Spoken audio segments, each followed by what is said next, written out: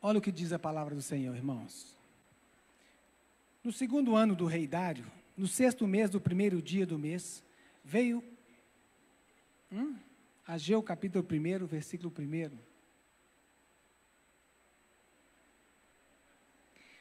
No segundo ano do rei Dário, no sexto mês do primeiro dia do mês, veio a palavra do Senhor por intermédio do profeta Ageu a Zorobabel, filho de Salatiel, governador de Judá, e a Josué, filho de Josadaque, o sumo sacerdote, dizendo: assim fala o Senhor dos exércitos, este povo. Assim fala o Senhor dos exércitos, esse povo diz: não venho ainda o tempo que a casa do Senhor deve ser edificada. Veio, pois, a palavra do Senhor por intermédio do profeta Ageu, dizendo: acaso é tempo de habitardes vós em casas apaineladas, enquanto esta casa permanece em ruínas? Ora, pois, assim diz o Senhor dos exércitos: considerai o vosso passado. Tendes semeado muito e recolhido pouco, comeis, mas não chega a fartar-vos, bebeis, mas não dá para saciar-vos, vestivos, mas ninguém se aquece. O que recebe salário, recebe-o para pô-lo num saquetel furado. E assim diz o Senhor dos exércitos: considerai o vosso passado, subi ao monte, trazei madeira, edificai a casa, dela me agradarei, e serei glorificado, diz o Senhor. Esperaste-o muito, e eis que veio ser pouco, e esse pouco, quando o trouxeste para casa, eu como um assopro o dissipei. Por quê? Diz o Senhor dos exércitos: por causa da minha casa, que permanece em ruínas, ao passo que cada um de vós corre por causa da sua casa. Por isso, o céu sobre vós retém o seu orvalho, e a terra os seus frutos. Vi sobre a seca, sobre a terra, e sobre os montes, sobre o cereal, sobre o vinho, sobre o azeite, e sobre a qual a terra produz, como também sobre os homens, sobre os animais, e sobre todo o trabalho das mãos. Obrigado, Deus, por essa oportunidade, em que nós vamos ministrar a palavra do Senhor, que o Senhor possa conduzir e falar ao nosso coração, em nome de Jesus Cristo. Amém. Um livro muito curtinho, né? Bem pequenininho, o livro de Ageu. E Ageu foi um profeta que viveu o tempo da reconstrução do templo de Jerusalém.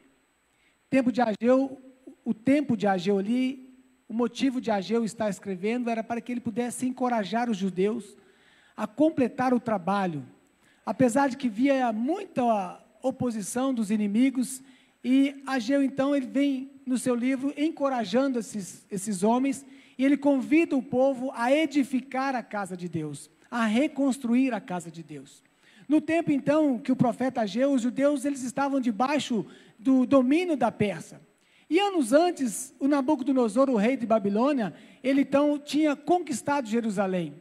E nessa conquista, o templo de Deus foi destruído, e Nabucodonosor, então, levou muitos judeus para o exílio da Babilônia. E ali ficaram durante cerca de 70 anos, e depois dessas coisas, a Babilônia foi conquistada pelo Império Persa, e logo depois, como sinal do favor, o rei da Pérsia, então, ele permite que os judeus voltassem para reconstruir o templo. Então, havia muita oposição na região, muitos opositores se levantaram, mas os judeus começaram a construção. E eles então partiram logo, mas de repente eles amoleceram, baixaram as armas, e eles desistiram porque as autoridades estavam muito marcantes, estavam contra eles, e não tinha muito recurso. Então, os anos se passavam e o templo continuava em ruínas. O templo não era erguido. E aqui o povo se esqueceu do trabalho e se concentrou mais nos seus afazeres, naquilo que eles tinham de para ele, naqueles que eles estavam colocando como prioridade, do que voltar à reconstrução do templo. E os anos então se passaram. Ageu e Zacarias então, eles chamam o povo para se arrepender e a sua falta de interesse pelas coisas de Deus. E eles então desafiam o povo a terminar esse templo. Interessante que da oposição desses povos poderosos aí, lá em Esdras, no capítulo 5, vem falando que eles queriam permanecer na bênção, porque eles tinham a promessa de que terminaram o templo. Então, o povo aceita o desafio. Nesse capítulo você vai ver que ele desafia, eles aceitam o desafio, e foi então completo o templo, em poucos anos foi completado o templo. Deus então os abençoou, se é que nós podemos dizer que removeu deles esses obstáculos. O tempo então do ministério de Ageu e Zacarias foi muito curto, foi um tempo bem pequeno. Então foi curto e o seu legado foi muito importante, porque ele deixou lá um templo que alguns séculos mais tarde, o próprio Jesus, ele visitou o templo. E o interessante então, irmãos, é que na vida nós temos que fazer algumas escolhas. E você olha esse capítulo de Ageu e vê que o povo estava lá trabalhando, mas eles precisavam de fazer algumas escolhas. E na vida nós temos que fazer as escolhas, e nossas escolhas são baseadas em prioridades. E olha para você ver nesse capítulo, que a prioridade não quer dizer que temos que fazer uma escolha em lugar de outra. Prioridade é dizer que aquilo que deve ser o primeiro. É priori na nossa vida, é óbvio em falar isso, é a prioridade. E depois as outras coisas virão. Para isso é necessário que nós tomemos decisões. Em todo o tempo na nossa vida é baseado de decisões. Hoje, por exemplo, nós fomos baseados de decisões de estar aqui à noite. Você tomou a decisão de qual roupa você vestiria para estar ao culto. Você tomou a decisão de que hora que ia sair e que hora que você vai chegar. Todos são decisões que nós precisamos de tomar. Mas isso não é fácil de tomar algumas decisões, porque se uma decisão de uma coisa errada e a outra certa, nós já sabemos qual é a decisão, porque nós sempre optaremos pela decisão da coisa certa. Mas e quando as duas coisas parecem certas e você fica então na incerteza de qual decisão tomar? Aí é muito difícil, porque está claro que eu devo escolher sempre a certa, mas e se eu escolher a errada? O difícil é quando temos que escolher entre duas que aparentemente são certas. E isso complica as nossas decisões, se nós não pautarmos a nossa vida voltada à oração, ao ensino da palavra, e estar ligado em prioridade com o Senhor. E é isso que a gente vê Ageu exortando o povo. Eles queriam trabalhar para eles mesmos. Eles estavam esquecendo lá, o capítulo vem trazendo que eles esqueciam o que era prioridade, porque Deus requereu deles a prioridade de construir o templo. Mas a casa diz que a casa deles estava apainelada, estavam luxuosas, enquanto a casa de Deus estava em ruínas. E nós podemos trazer para os nossos dias de hoje, que a nossa casa, que hoje somos templo do Espírito Santo, às vezes nós queremos buscar somente os nossos próprios interesses. Nós queremos fazer só aquilo que nos condiz e que nos compraz, aquilo que nos agrada, aquilo que nos satisfaz, e deixando de ser prioridade a casa do Senhor, deixando de ser prioridade a vida em Deus. O problema é, se nós priorizamos uma coisa errada, nós automaticamente, irmãos, nós erramos. Nós tomamos a decisão errada. Um exemplo muito comum entre a juventude, que está me ouvindo, que vai falar hoje que é verdade, são prioridades erradas entre as escolhas para o namoro. Às vezes os jovens, ele até mesmo cristão, membros de igrejas e etc., acaba escolhendo alguém para namorar com a base na beleza, na elegância e no status. Ele deixa em outro lugar, ele deixa a priori de outra situação, porque ele nem olha se ela é membro da igreja, se ele é membro da igreja, ou se ele é um homem de Deus ou uma mulher de Deus. Isso não importa. O que importa é que eu me apaixonei pela beleza, pelo status e pela elegância. O que importa é que eu me apaixono por prioridades erradas, na qual eu deveria me apaixonar e dizer e pensar assim, eu e minha casa serviremos ao Senhor. Primeiro eu quero servir ao Senhor e depois pensar nessas questões do namoro, do noivado, do casamento.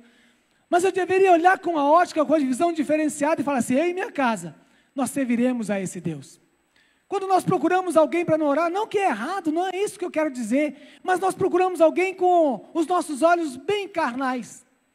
E nós não olhamos primeiro o que é a intenção, o que é a priori da vida da pessoa, do nosso cônjuge, onde nós vamos levar. E eu sempre oriento o meu filho em dizer, se você vai namorar, e se essa sua namorada te faz afastar de Deus, que você se afaste dela também, porque Deus é a priori na sua vida. Deus tem que ser o primeiro lugar em tudo que fazemos.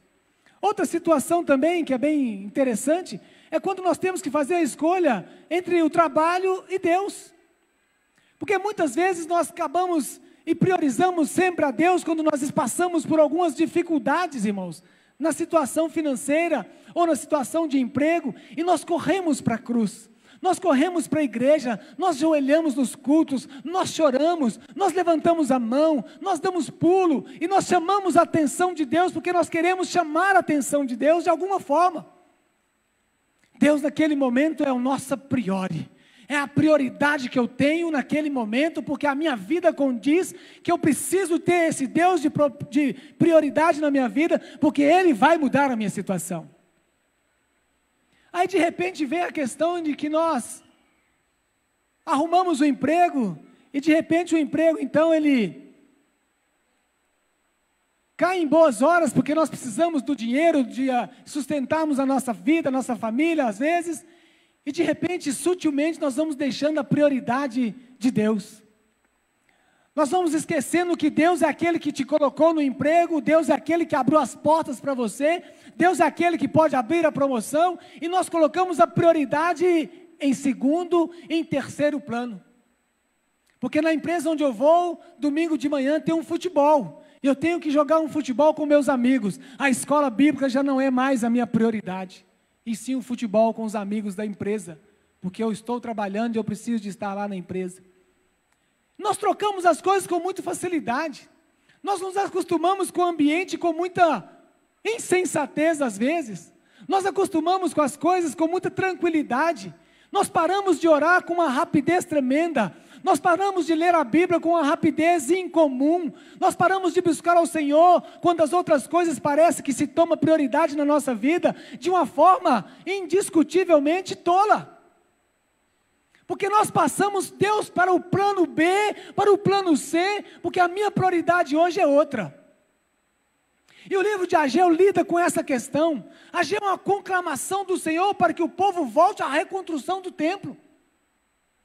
O templo precisava ser erguido, pois nele o nome do Senhor era engrandecido. O templo precisava de ser erguido, porque as convocações com as festas religiosas, com os sacrifícios, com o santuário do Senhor, era lá. Essa reconstrução havia sido iniciada há cerca de 15 anos e parou. Foi interrompida, mas a sua volta estava sendo adiada por todo o tempo. Assim também somos nós nos dias de hoje. Nós nos colocamos, e é o primeiro vento de problema que aparece, nós lembramos de reconstruir o nosso templo, a nossa vida, o nosso devocional. Nós tratamos de relembrar o tempo passado, como fala no versículo 7, lembra do tempo passado. É como se estivesse te falando, lembra quando você orava? Lembra quando você falava do meu nome? Lembra quando você orava ao monte? Lembra quando você jejuava? É isso. O Ageu vem dar uma sacudida no povo, mas é tão real para nós. Isso nos leva a crer que esse atraso significava que a prioridade na vida do povo estava sendo direcionada para o lugar errado. O povo estava priorizando outras coisas em vez da casa de Deus. E a palavra de Deus aqui lida, a palavra de Deus nesse livro, nesse texto, é uma direção de exortar o povo a levantar esta casa, a levantar esse templo, porque nele Deus habitava.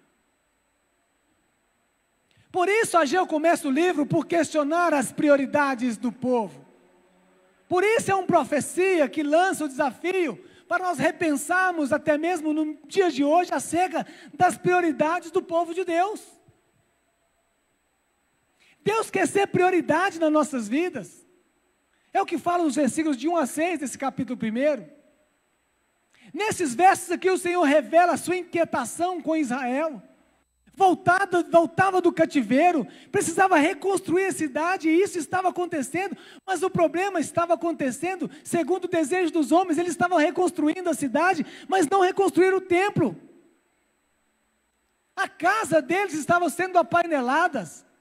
Esse termo apainelado significa que vocês estão construindo as suas casas, e elas não só sendo erguidas, mas também com muito luxo. Estava erguendo com grande luxo. Já vimos que a reconstrução do templo, houve um tempo, demorou por volta de 15 anos, mas tinha sido cessada porque os inimigos do povo de Deus forçaram a parada. Quem sabe os inimigos da sua vida também te forçam a parar. Quem sabe as más companhias também te forçam a parar. Quem sabe pessoas com as quais você anda no trabalho também te forçam a parar. Porque às vezes você não tem a coragem de dizer do nome de Jesus Cristo. Às vezes você não tem coragem de falar do amor de Cristo a alguém, porque alguém tem te parado. Porque o seu testemunho tem sido um testemunho de negligenciador com a palavra. Porque a sua fala não tem sido fala que tenha sido testemunhar de Cristo. Porque aonde você tem pisado, aonde você tem trabalhado, às vezes ninguém sabe quem você é. Essas coisas te param. Essas coisas não te fazem andar, ainda que você queira reconstruir o seu templo, ainda que você queira reconstruir a sua vida devocional, ainda que você queira reconstruir o seu tempo de oração, ainda há coisas que te param, ainda há coisas que te freiam. Por isso nós precisamos de repensar. Por isso nós precisamos de olhar para a cruz de Cristo. Por isso nós precisamos parar e repensar a nossa vida. É o que nos fala em Coríntios no capítulo 11. Examine-se, pois, o homem. Você tem que se examinar.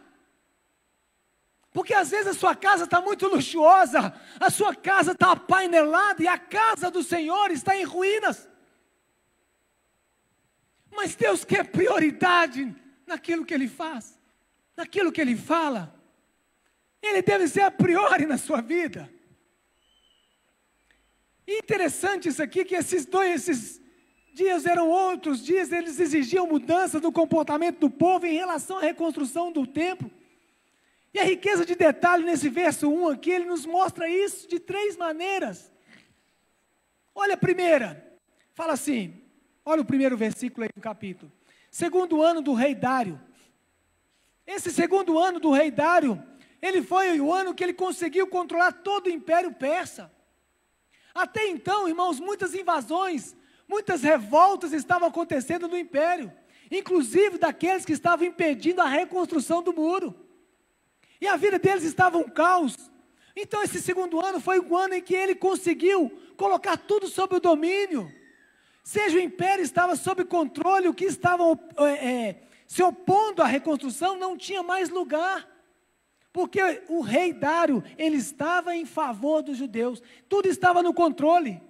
Então a situação começava a ser a favor de voltar na reconstrução. O segundo aqui, o texto, ele fala que o 6º mês era o tempo para a colheita da uva, a colheita do figo, a colheita da romã. E 3 meses passados já tinha sido recolhido aí a colheita dos grãos. Isso era para avaliar, esse momento era adequado para avaliar a colheita. É como se Deus estivesse chamando a atenção do povo para avaliar como estava sendo o retorno da plantação. Como estava sendo o retorno da vida deles. Era um tempo normal para a vida deles, para a plantação, para dar o seu fruto. Mas nós já sabemos que nos versículos posteriores, a coisa não andava muito bem. Tudo estava meio que agarrado ainda. E olha o terceiro ponto interessante, é que no primeiro dia do mês, era o dia em que o povo era convocado para celebrar festa ao Senhor. E era a festa da lua nova. E incrível que havia uma convocação solene, e todo o povo deveria se apresentar aonde? No templo. Mas a questão é, não havia templo. Havia apenas um altar construído para os sacrifícios, como foi feito lá no início do retorno do cativeiro. Esdras vem falando sobre isso. E o interessante é que isso não era suficiente somente. Deus requereu um templo para que eles entrassem no templo, para que eles adorassem no templo. A palavra do Senhor foi em primeiro lugar aos líderes responsáveis pela reconstrução.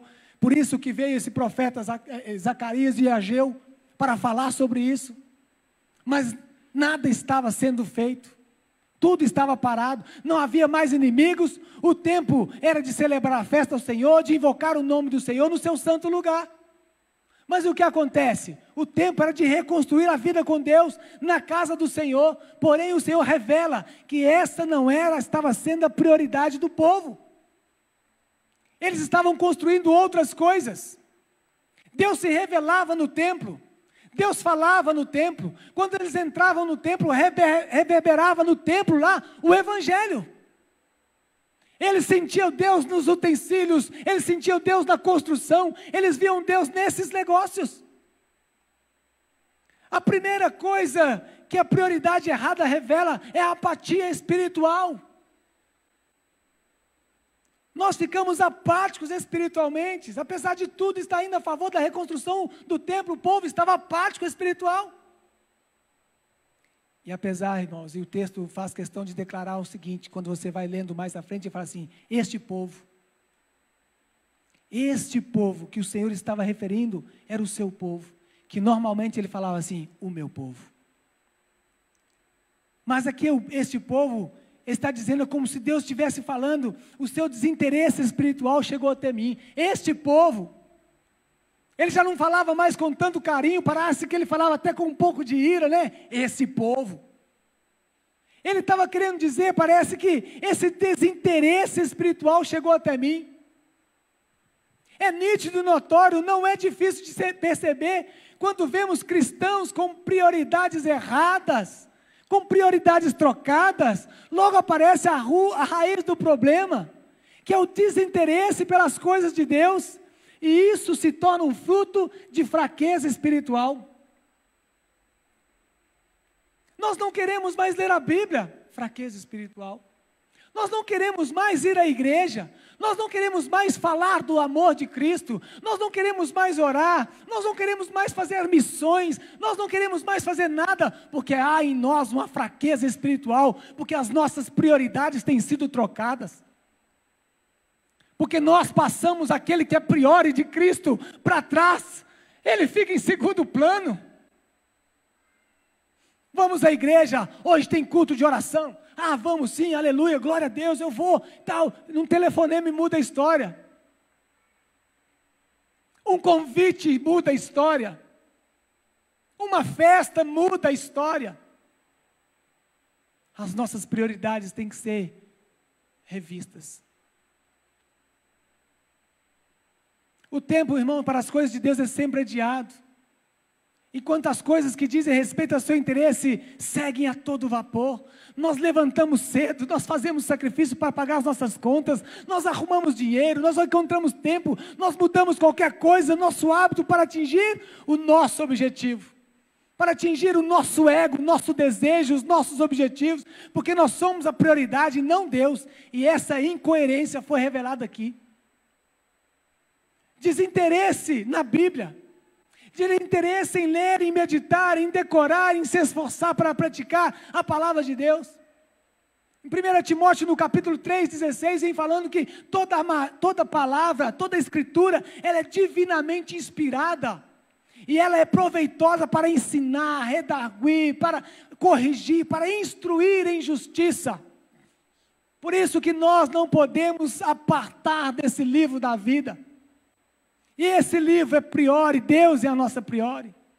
A falta de interesse pela oração, seja em casa, chamada oração particular, seja onde você estiver no seu trabalho, na oração com os irmãos, em público. Aí 1 Timóteo no capítulo 1 vem falando, admoeste, pois antes de tudo, que faça suas orações, intercessões e ações de graça. Não deixe de falar com Deus, não deixe de orar ao Senhor, não deixe de revelar a Ele o seu desejo, não deixe de expressar a Ele aquilo que você tem, porque é só através da oração que você se achega ao Pai. Falta de interesse em serviço ao Senhor. Pastor, eu sou tão decepcionado, eu estou chegando agora, mas eu vim de uma igreja tão decepcionante, eu conheci pastores que me passaram para trás, eu venho de um contexto de tanto fracasso na igreja, tanta decepção com as pessoas, mas o tempo já passou, irmão. É tempo de você se renovar em Deus, é tempo de você mudar a situação. Não se interessa no serviço do Senhor, sabe fazer, já fez, não se interessa em fazer, mas não se esforça em fazer. Uma apatia espiritual, porque as prioridades já vêm tomando conta da sua vida, e você tem tirado a prioridade de Deus da sua casa. 1 Coríntios, no capítulo 15, vem falando, sede pois firmes e constantes, sempre abundantes na obra do Senhor. A coisa está feia, irmão, mas nossos olhos não estão nos homens, está em Cristo. Os nossos olhos estão firmados na cruz, os nossos olhos estão firmados naquele que não nos deixa, daquele que não nos abandona, daquele que não nos decepciona. Esses os nossos olhos estão firmados, e eu vou, como Paulo vem dizendo, eu esqueço das coisas que para trás ficam, e eu avanço para aquelas que estão adiante de mim. Eu não posso parar, a minha prioridade vai ser Cristo, independente daquilo que vier a acontecer. Se ainda que o homem me decepciona, o Senhor jamais me abandonará. É Bíblia quando fala que a mãe, ainda que a mãe se esqueça do seu filho, eu, o Senhor, jamais esquecerei de ti. Eu acho tão difícil uma mãe esquecer de um filho. E o Senhor se compara a isso, Ele jamais esquecerá de ti. Se alinhe em Cristo, se alinhe diante de Deus, repense a sua prioridade na casa, repense a sua prioridade no seu lar. Pai, mãe, repense a prioridade, sente com seu filho, coma com eles, tome café com eles, examine a palavra com eles, admoesta ele no Senhor. Não deixe o governo educar o seu filho, não espere que a igreja vai educar seu filho, não espere que a escola vai educar seu filho. Seja a sua família a sua célula principal, seja a sua família a priori em Cristo. Nós precisamos de mudar tantas coisas. Como assim? Ageu no versículo 4, o Senhor vai ao coração do problema, e Ele fala: porventura é para vós tempo de habitares nas vossas casas apaineladas, enquanto esta casa fica deserta. Ele vai no cerne do problema, onde a nossa casa está deserta, onde os nossos problemas estão aqui, porque nós não temos cuidado do templo do Espírito Santo, porque nós não temos cuidado da nossa casa espiritual, porque nós não temos nos alimentado daquilo que precisávamos nos alimentar, que é da palavra da verdade.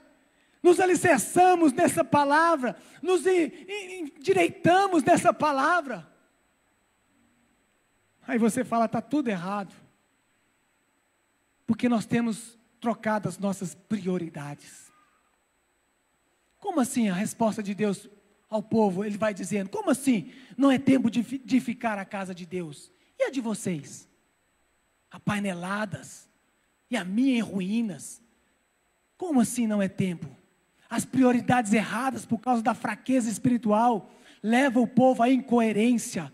Eles estavam procurando por sua própria segurança e pelo próprio sucesso aqui, mas negligenciavam a habitação de Deus.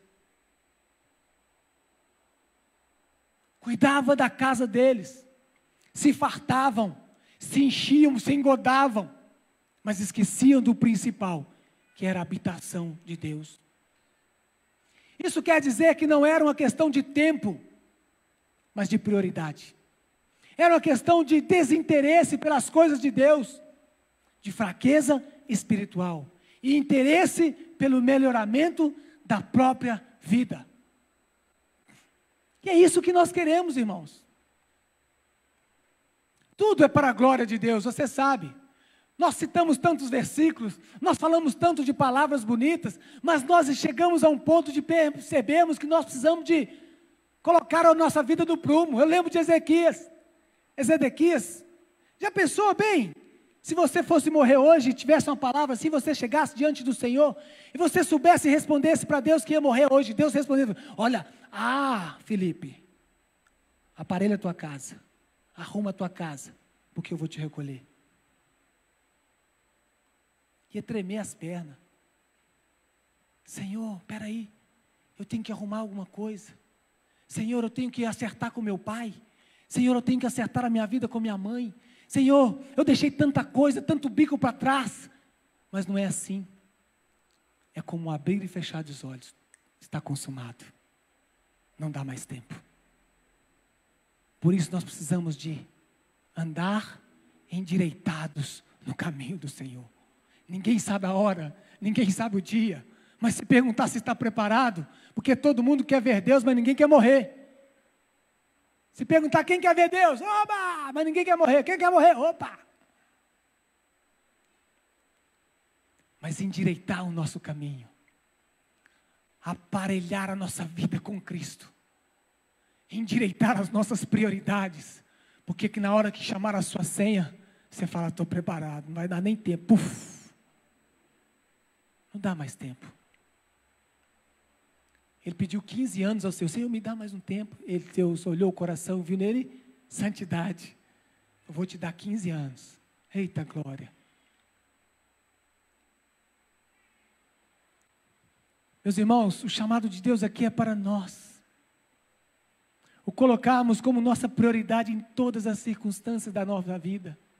Essa história de prioridade errada do povo de Israel aqui, em Ageu no capítulo 1, é uma história que se repete ao longo da história da igreja e chega até nós nos dias de hoje. É tão real como hoje, é tão clara como hoje. Ageu vem trazendo isso para nós, e isso então nós não podemos permitir que isso vá perpetuando. A mensagem é clara, Deus é a prioridade do seu povo, sem isso os esforços serão inúteis. Olha o que diz o capítulo 5, versículo 5. Considerai, examinai o coração, pensai, ponderai sobre tudo o que está acontecendo, enquanto vocês deveriam estar desfrutando dos bens da vida, tudo lhe está sendo tirado, os esforços de vocês são esforços inúteis, não se fartam com a comida, não se saciam com a bebida, não se aquecem com a roupa, e o salário nunca é suficiente. Por quê? Porque estão vivendo com prioridades erradas. Isso quer dizer o quê, irmãos? Que nós estamos correndo atrás do vento. Nós corremos atrás daquilo que é perecível. Nós corremos e lutamos por carros 0 quilômetro. Não é pecado você ter carro, tenha 10. Mas nós lutamos em forma de termos um carro, uma casa apanelada, de termos os bens materiais, de termos as melhores roupas, os melhores sapatos. Nós brigamos por isso, tudo é perecível, ao qual nós queremos brigar e lutar para aquilo que não é perecível, que é a graça do Senhor sobre nós, que é a cruz de Cristo sobre nós. Lutamos por isso, ganhamos com esforço, com zelo da palavra, correndo atrás do vento, criando para nós um momento de casas luxuosas, casa espiritual luxuosa, onde tem todas as coisas e a casa do Senhor está em ruína. A prioridade que nós estabelecemos nunca vai satisfazer a real necessidade que nós temos. Tudo aquilo que nós priorizamos sem ser Cristo, nós queremos novo de novo. Num só não basta, mas vem o outro. Se nós vamos acompanhar a tecnologia, e nem saiu um celular, já tem o outro.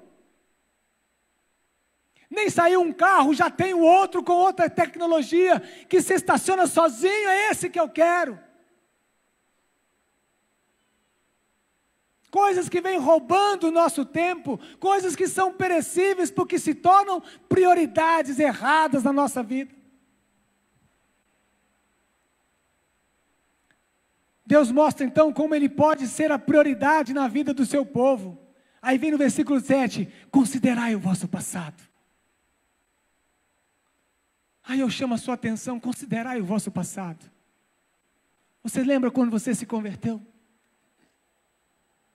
Que você não se media esforços para estar no dia de jejum, que você não media esforços para você estar na vigília de oração, quando você não media esforços para estar fazendo evangelismo, quando você não media esforços para alguém que sentou do seu lado, e eu falo que é sempre um campo missionário, e você, de forma tão agradável, você falava do amor de Cristo com alguém. E Ageu vem dizendo, através do profeta, Deus vem falando, considerai o vosso passado. É como se estivesse falando, volta às boas práticas, volta a me buscar, volta a ter um tempo comigo no teu quarto, volta a folhear a Bíblia para que eu possa falar contigo, volta a me buscar na madrugada para que eu tenha prazer em ti. Considere o teu passado. Volte a praticar as obras, para que eu tenha em ti prazer.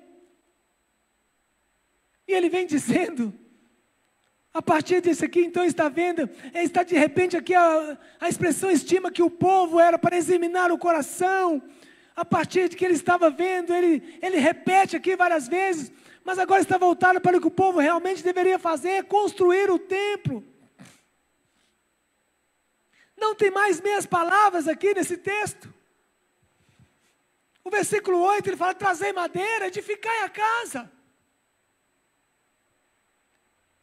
E ele vem dizendo, não tem meias palavras. Nós sabemos que quando colocamos nossos desejos, irmãos, diante do Deus, diante da vontade de Deus, como prioridade, nós devemos nos arrepender. E arrepender aqui é mudar de significância, é mudar de vida, é mudar de direção, é mudar da direção contrária, é fazer tudo diferente. Nesse caso, o templo deveria ser reconstruído urgentemente. Sem templo, onde estaria o Senhor na vida do povo? O templo era sempre, faria a mente do povo o padrão celestial. E por meio dessas coisas externas, representadas nele, o povo iria receber a mensagem do Evangelho. Porque era isso que o templo representava, as realidades celestiais, contidas do Evangelho, cada elemento, cada lugar, cada parede, cada utensílio, era o Evangelho sendo ali vislumbrado, era o Evangelho sendo ali tabernaculando, como nós falamos, porque Deus estava lá. Mas resta uma questão, e nós? Como podemos colocar o Senhor acima de tudo? E acima de todas as coisas. Como colocamos Ele como as prioridades certas no lugar certo. Como nós temos um templo, nós não temos mais um templo, ele foi substituído, ele foi destruído, aliás, como Cristo mesmo testemunhou. Não temos mais o Senhor caminhando, não temos mais o Senhor tabernaculando, como no nosso meio. Abra comigo lá em João 14. Como podemos então glorificar a Deus no templo? Como colocá-lo ele no centro da nossa vida? A resposta do Senhor vem agora. João capítulo 14.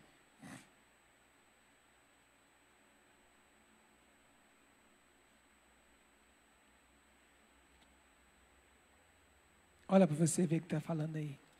Como que eu posso glorificar o nome de Deus no templo? Como que eu posso colocá-lo ele como centro da minha vontade, da vontade dele? Se alguém me ama, 14, 23. Se alguém me ama, guardará as minhas palavras, e meu Pai o amará, e viveremos para ele, e faremos nele morada. Você é morada do Deus vivo. Você é o templo do Espírito Santo. Não há mais templo, você é o templo de Deus. Olha o que fala em 2 Coríntios. Nós somos morada de Deus, Cristo habita em nós por meio do seu Santo Espírito. E Paulo chama a igreja a responsabilidade, quando ele fala em 2 Coríntios 16, 6, 16, ele chama a igreja de o santuário do Deus vivente. Você é esse santuário onde Deus habita. Aonde você entra, entra o santuário de Deus. Aonde você entra você com a palavra da verdade. Aonde você entra você trazendo algo de novo para alguém. Entra você dando louvores ao Senhor. Lá no trânsito é você dando louvores ao Senhor. Lá no teu trabalho é você dando louvores ao Senhor. Porque você é templo de Deus. Deus e o Pai, Ele fala que o Pai o amará e viremos e faremos nele morada. O apóstolo Pedro, no 1 Pedro 2,5, ele diz que nós somos edificados como casa espiritual, para sermos sacerdotes santos, a fim de ofereceres a Ele sacrifícios espirituais, agradáveis a Deus, por meio de Jesus Cristo. Não há mais a necessidade de matar a pombinha, de oferecer incenso. Não há mais necessidade de holocausto. Você agora tem livre acesso ao Pai. O seu templo é você com Deus. Você tem livre acesso com o Senhor. O véu foi rasgado. Você vai viver com Cristo, andar com Cristo, porque a priori da sua vida tem que ser esse templo que é você. Aleluia! Então, irmãos, sabe quando temos a prioridade correta nas nossas vidas? Quando nós fomos igreja de fato, igreja de verdade, e sendo essa igreja como corpo de Cristo, quem não é igreja de fato, quem não é igreja de verdade, quem não vive a comunhão dos santos de forma plena, quem não usa os seus dons para edificar a casa do Senhor, nunca terá o Senhor como prioridade.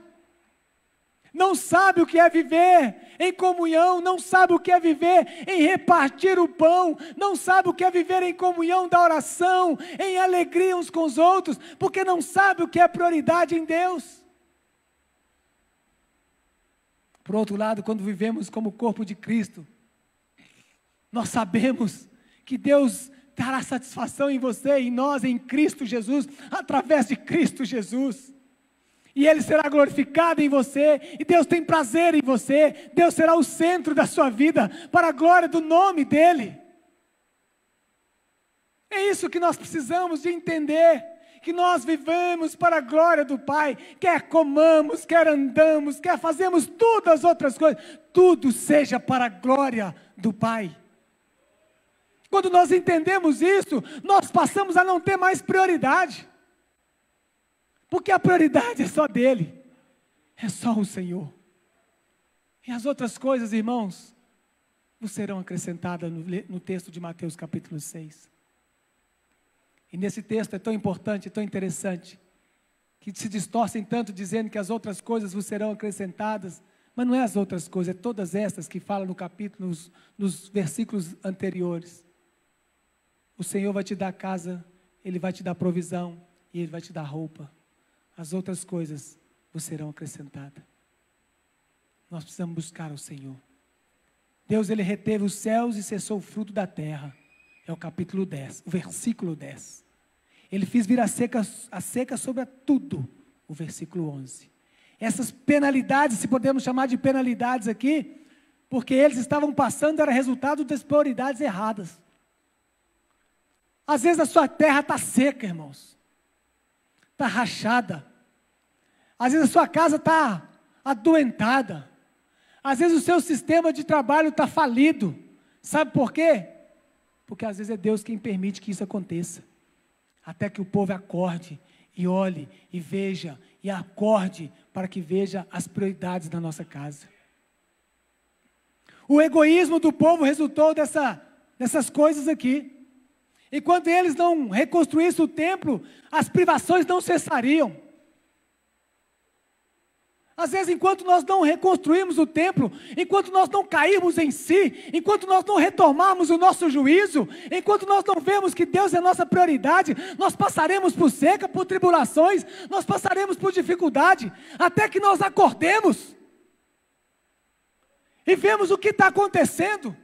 Até que nós façamos em nós um checklist, um check-up geral, e pensamos em quais são as nossas prioridades, e pensamos em quem nós estamos fazendo, e pensamos em quem nós estamos colocando ao lugar da honra, em quem está sentado no trono de glória da nossa vida. O povo estava com a casa bem apanelada, mas passava fome. O povo estava com a casa cheia, com a casa luxuosa, mas passava fome, porque fala a palavra aqui, que se vestiam e não se aqueciam, comiam e não se saciava, e o salário não dava para fazer nada, porque a casa estava em ruína.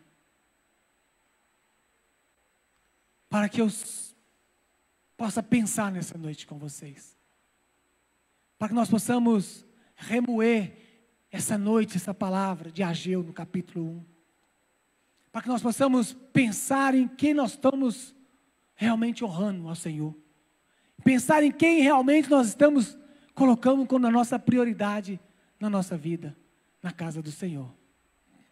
Para eu ser o que Deus quer, eu tenho que modificar o meu eu, eu tenho que desconstruir muitas coisas.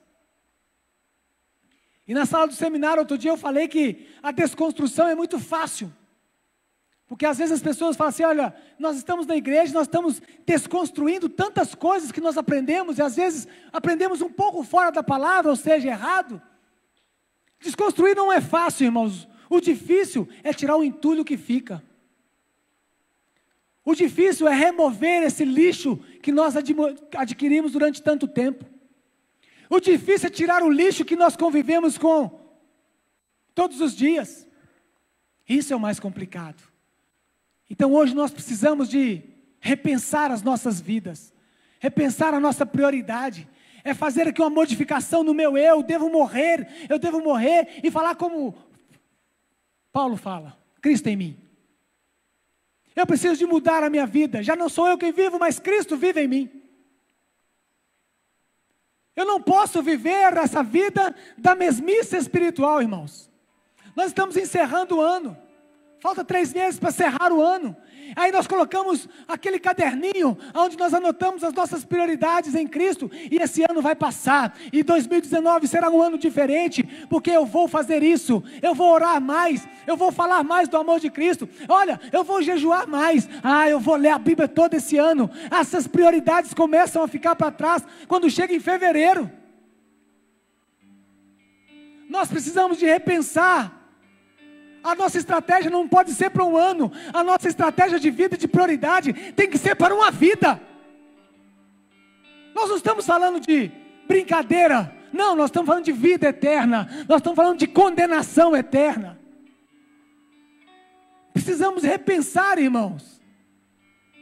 Refazer o nosso calendário. Refazer a nossa vida. Remexer em nós. Tirar os entulhos que estão ainda nos atrapalhando. Mudar a nossa vida e priorizar aquilo que Cristo é em nós. Queria que você ficasse de pé nessa noite e nós pudéssemos orar um pouco.